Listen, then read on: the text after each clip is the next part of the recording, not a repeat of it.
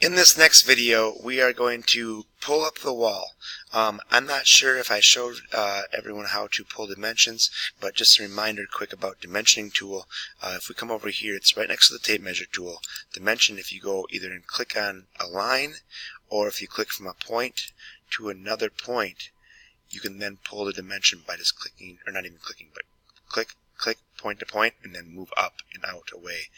We want to be able to see the dimensions that way just to check our work at the end in our floor plan too. We'll leave the dimensions on there. It's important not to be redundant and also kind of get your dimension lines away from your floor plan.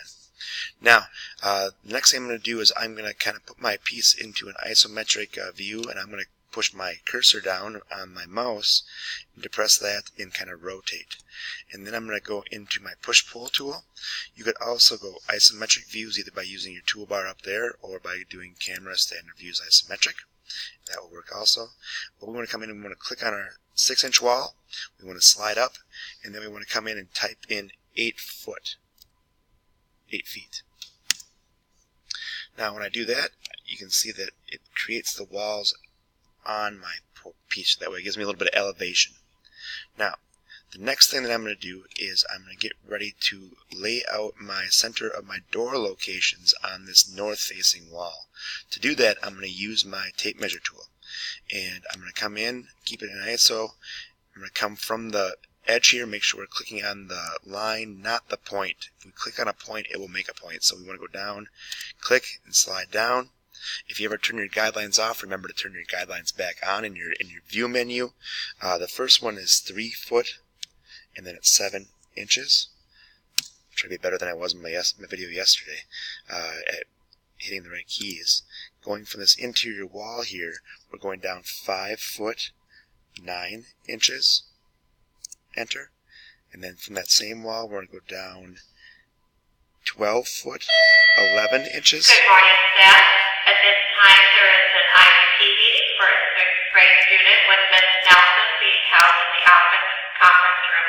Again, an IUP meeting for a 6th grade student with Ms. Nelson. Excuse the interruption, there's an announcement. Thank you. Now, if you notice that in my ISO, somehow I managed to make that line in a different spot than I wanted to. So I'm going to edit undo. My first mistake of the day.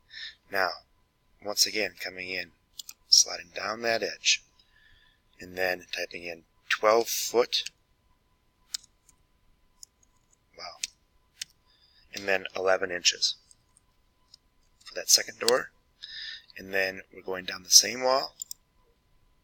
See how it kind of got away from me? It snapped to another line last time. So the next one is 34 feet, 11 inches. So 34 feet, 11 inches. Now I have my 3 guidelines that I need for my center points and my doors. I have one more left over in the corner, so I'm going to orbit around. And then I'm going to grab from this edge, and it's once again 3 foot 7.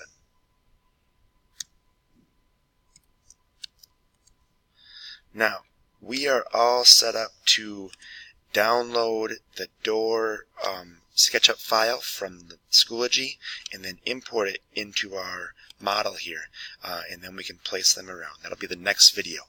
Thank you for watching.